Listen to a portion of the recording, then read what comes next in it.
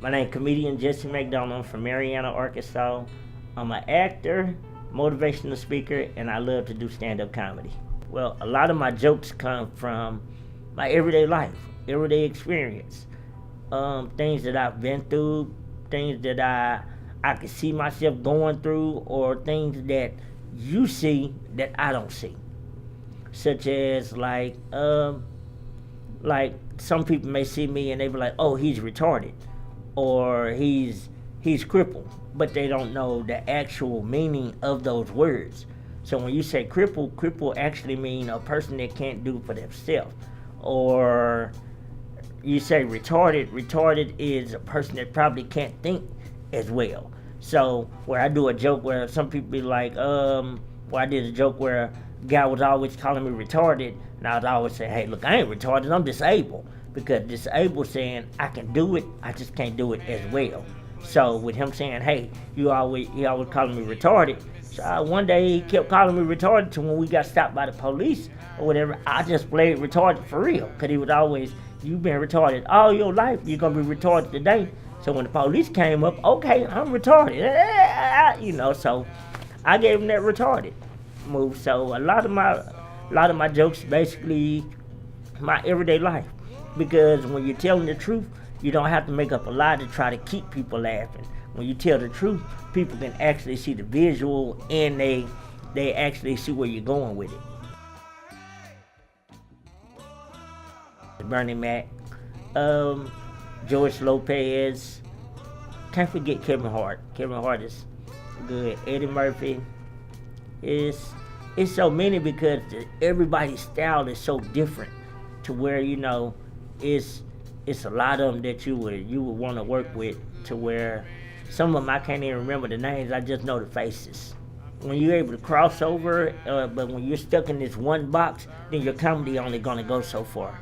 But I like to branch out to different environment, different nationalities, to where they show them, "Hey, look, I'm not just this type of comedian, or I'm not just this type of comedian. No matter where you can put me at, I can adapt to it like real quick."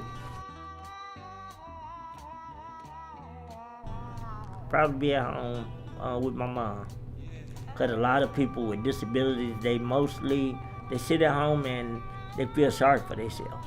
And it's not just them feeling sorry for themselves, it's the people that been around them not motivating them to say, "Hey, look, just because you're like this doesn't mean you have to be at home, doesn't mean you're not talented, doesn't mean that you can't get out and do this." It's just lucky I had people around me pushing me when I fall, say, "Hey, you're not handicapped, get up and do it again." Or being able to see other people do this, and I'm like, "Hey, I want to do this," and they were like, "Well, this is how you do it." And giving me that drive to push me to do this stuff, to where I was always getting better. I always wanted to be better than the next person. So people pushing me, driving me, saying, "Hey, look, you're not handicapped, you can do this." That was that push to say, "Hey, look, you can get up and you can be whoever you want to be, long as you got that drive. If you don't have that drive, nobody else gonna have that drive for you." A lot of disabled people sit at home, feel sorry for themselves.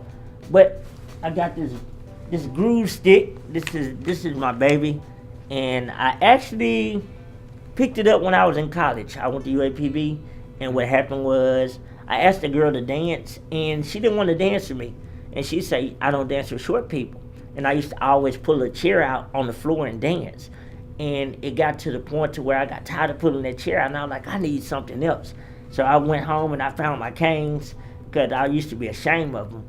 But then I got my canes and I started bringing them to the club. And first I had two, but I was like, I got two, I can't hold on to the hips and hold on to the cane. So I got rid of one, and I just came up with the regular cane. So everywhere I go, I always came with my cane.